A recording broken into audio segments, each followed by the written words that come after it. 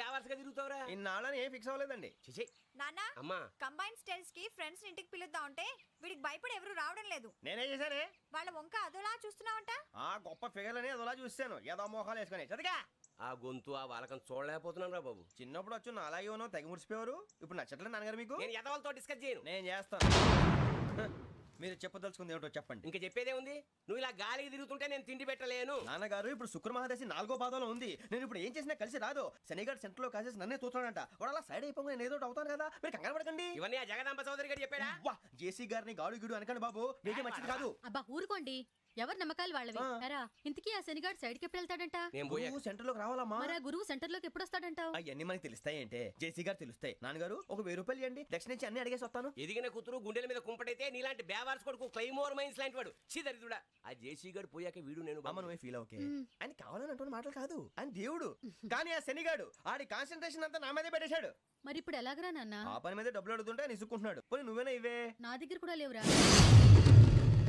తెలుగు భాషలో నాకు నచ్చని ఒకే ఒక్క పదం లేదు.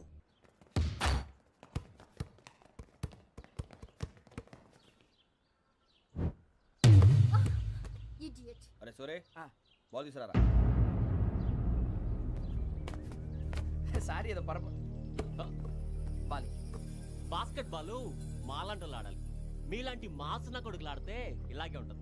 ఇలాగే ఇలాగే ఇలాగే ఉంటది. అమ్మాయిల ముందు ఫోర్స్ కొడతావా? ఆహా, అయితే నిన్ను కొడతా.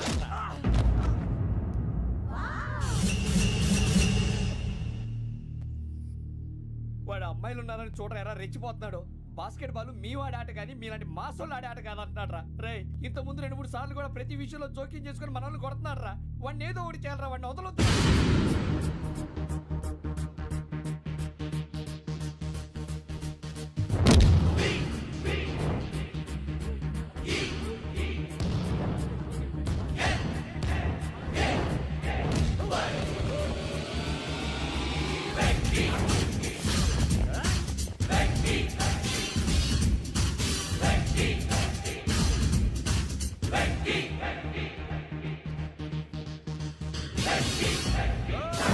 ఆడపిల్లలంటే ఎవరికైనా దెబ్బ తగిలితే అయ్యో అంటారు, మీకేమో ఎవరైనా కొడితే కామెడీ. కొట్టిన వాళ్ళు మీ దృష్టిలో హీరోలు. ఇప్పుడు నేను పచ్చడి పచ్చడిగా కొడేస్తాను, నేను హీరోని అయిపోతానా? అయిపోతానా? ఏంట్రా రెచ్చిపోతున్నావు? మాకు ఛాన్స్ ఇవ్వా? అసలు వచ్చిందే నీకోసం. మా ఓటు బ్యాక్గ్రౌండ్ తెలియక ఆడమే చేసావు. ఇప్పుడు నీకు అప్పుడు అయిపోతున్నా రే. వాడి బ్యాక్గ్రౌండ్ సరే, అసలు నీ బ్యాక్గ్రౌండ్ ఏంట్రా? నాకు సెపరేట్ బ్యాక్గ్రౌండ్ అంటూ ఏం లేదురా. నేను ఎక్కడ నిలబడితే అదే నా గ్రౌండ్. అంత పొడింగువా? తెల్దా?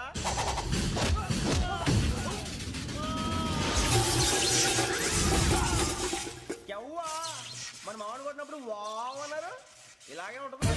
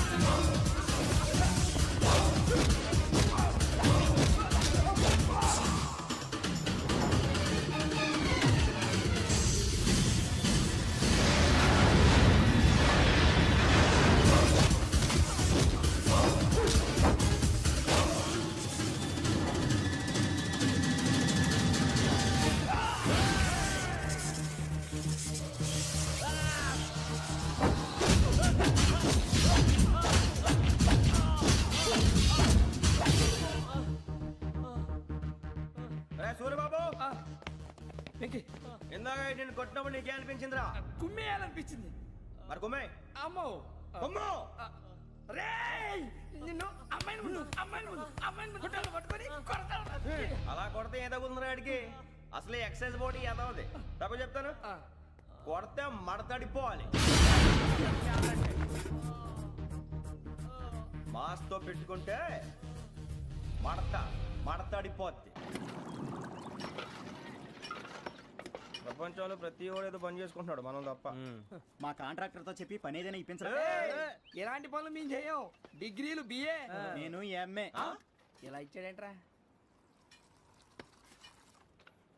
అయ్యి బాబోయ్, ఇంకేమైందిరా? మడతాడిపోయిందిరా బాబు.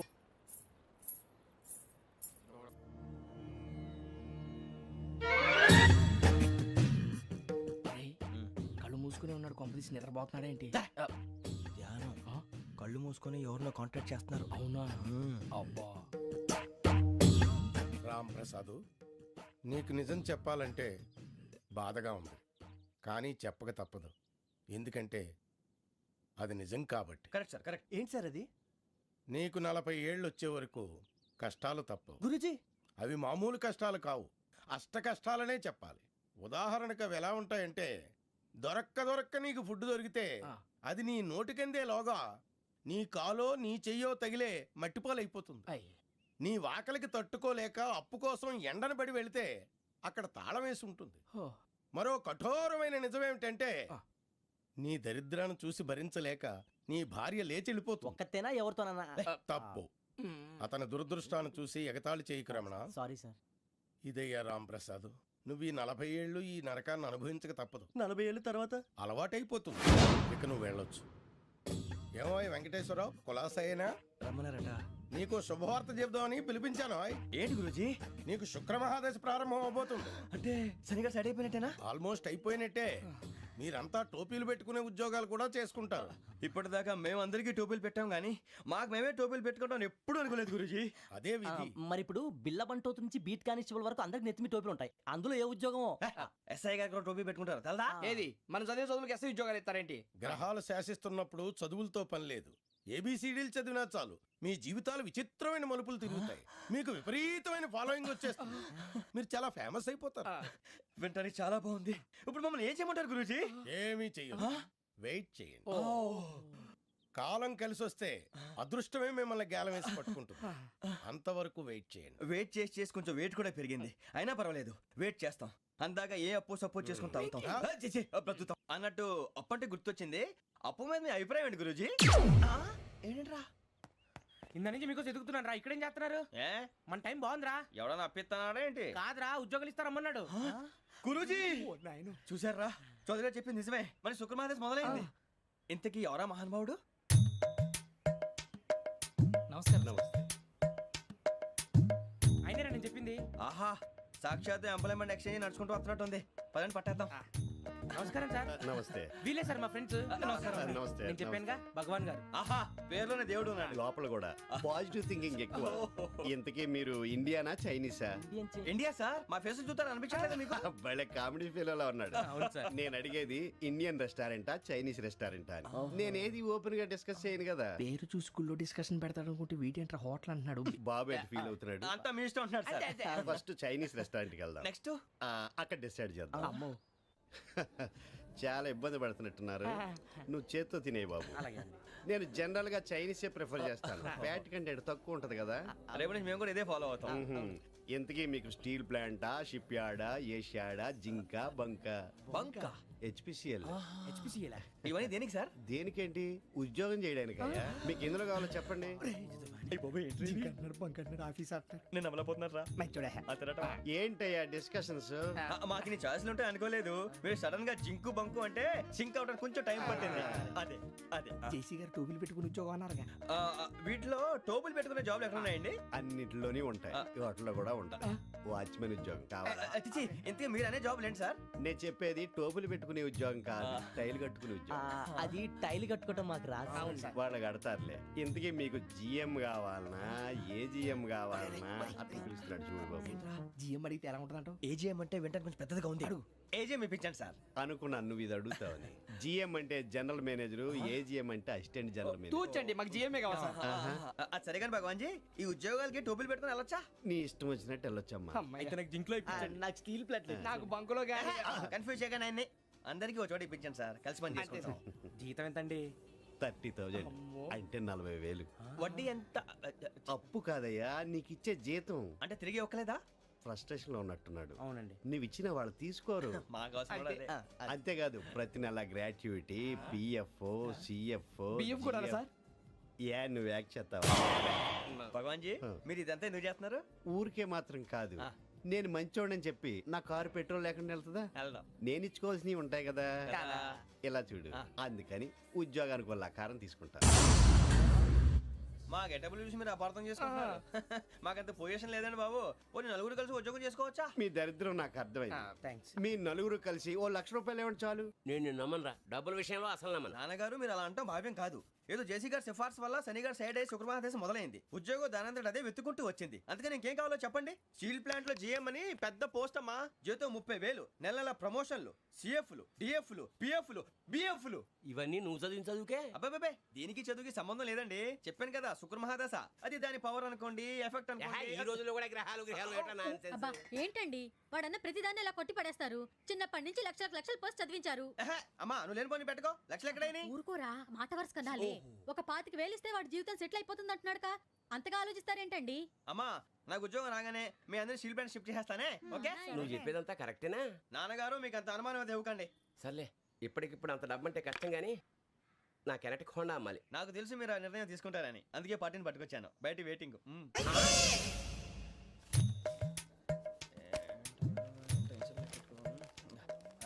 ఇవ్వండి. భగవాన్ జీ మీతో నాకు కుదరదండి, మీరు తేడా మనుషుల్లా ఉన్నారు. చూడటానికి అలా కనపడతాం కానీ తేడా మనుషులు కాదండి. ఇది ఎంతో లెక్క పెట్టండి. 5,000 తగ్గిందండి.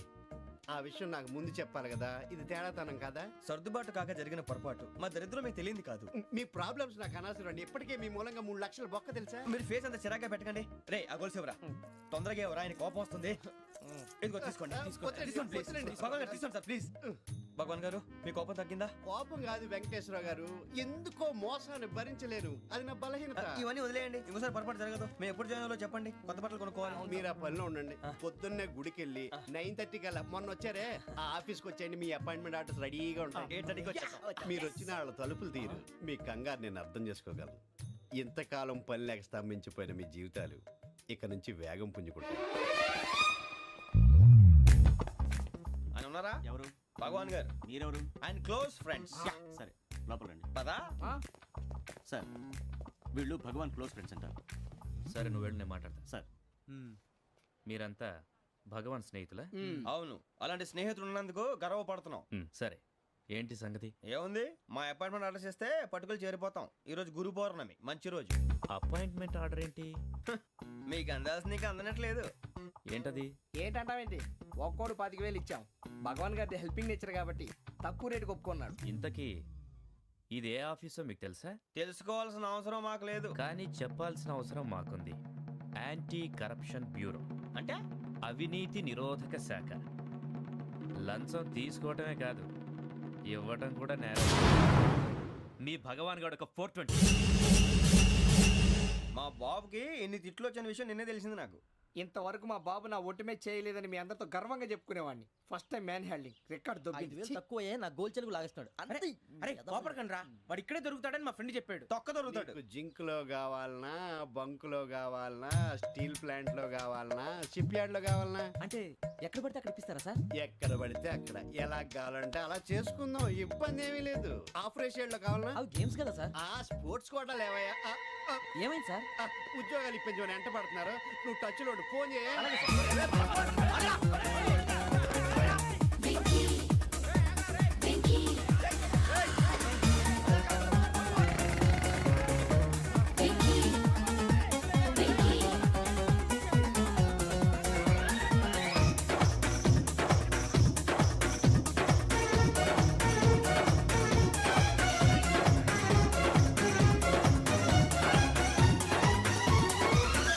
On your marks set go.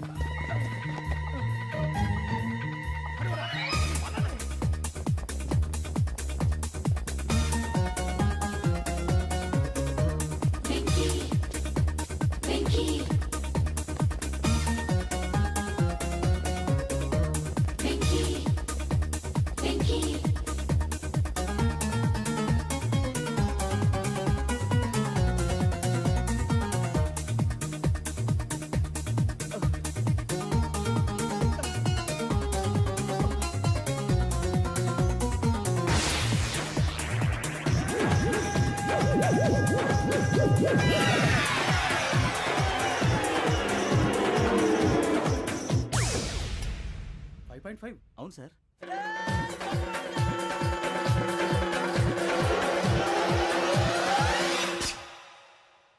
Great.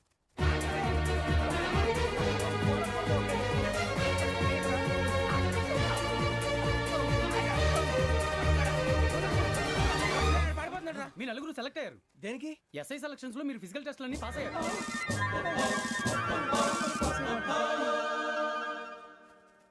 కానీ మేము అప్లై చేయలేదు సార్.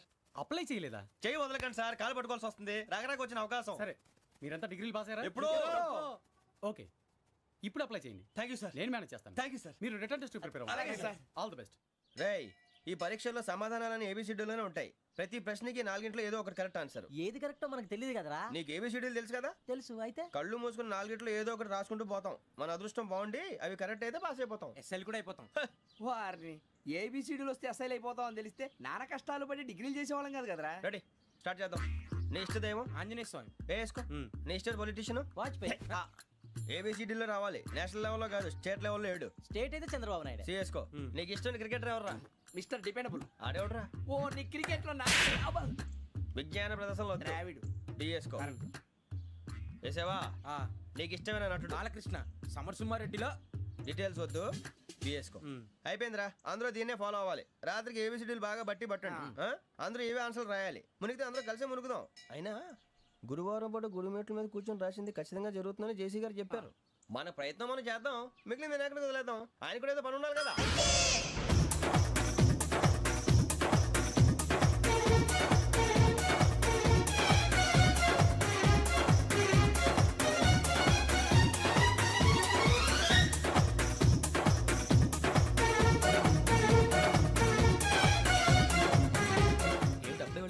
మేము దేవుడిని నమ్ముకున్నాం, అందుకే ఫాస్ట్. వాళ్ళని నమ్ముకున్నారు, అందుకే లేట్. అర్థం కాల. మా కాన్సెప్ట్ నీకు అర్థమైతే గుండా సత్తావు. వస్తా.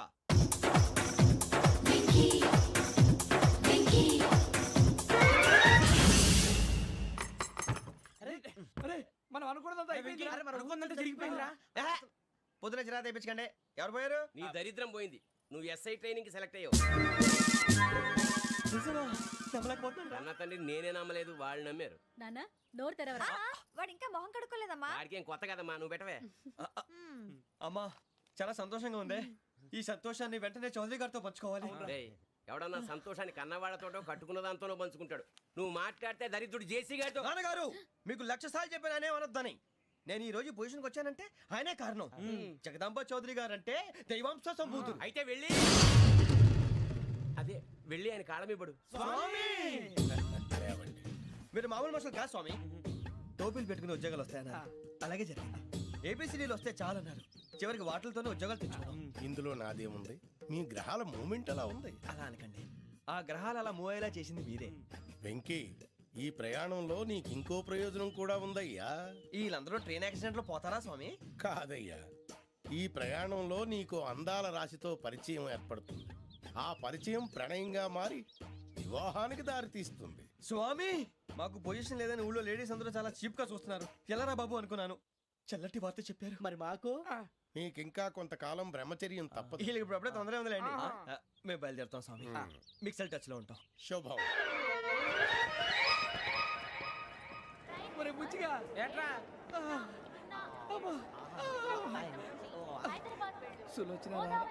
మొత్తం అమ్మాయిలే, ఇది ఎక్కుదాం. ఎందుకైనా మంచిది, ఒక ఫోన్ ఇరా. అవుట్ గోయింగ్ చేద్దానట్రా మా నాన్న. హలో, ఇప్పుడు మేము స్టేషన్కి వచ్చామండి. ఏ బోగి ఎక్కితే బాగుంటుందో మిమ్మల్ని మాట్లాడుదామని. ఈరోజు బుధవారం పంచమి, అంటే మకరం నుంచి గురుడు సింహానికి జంప్ అవుతున్నాడు. ఏదైనా ఆడ్ నెంబర్ బోగిలో కూర్చోండి. ఆడ నంబరా? నంబర్లో ఆడ బాగా ఉంటాయి గురూజీ. ఆడ నెంబర్ కాదయ్యా, ఆడ్ నెంబర్, బేసి సంఖ్య. అర్థమైంది, కాపర్ కన్ గురూజీ. ఇక్కడ 4లోనే 7లోనే ఛాన్స్ ఉంది. 7 ఎలాగో సెడ్ నంబర్ కదా, ఇక 4 ఎక్కేస్తాం. 7 అంటే బేసి సంఖ్యే కదా వెంకీ. తెలుసు, సేఫ్టీకి అడిగాను. ఇంతకీ ఏ సైడ్ కూర్చుంటే మంచిదంటారు? నీ రాశి రీత్యా ఈశాన్యంలో కూర్చుంటే బెస్ట్. ఒరేయ్, గురూజీ దెక్కొద్దన్నారు, పదండి.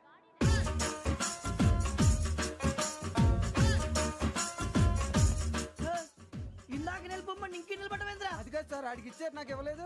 ఆడి ఫేస్ నాకు నచ్చింది, నీ ఫేస్ నాకు నచ్చింది. Nagaraju, sir please sir, sir please. నమస్కారం నాగరాజు గారు. నమస్తే నేను నీకు తెలుసా? తెలుసా? భలే వార్ సార్. నిప్పు నాగరాజ్ అంటే గోదావరి ఎక్స్ప్రెస్ గడగలు దాడిపోతుంది చెట్ట పేరుంది. ఛే, ఛే, మంచి పేరుంది. ఇదే ఆయన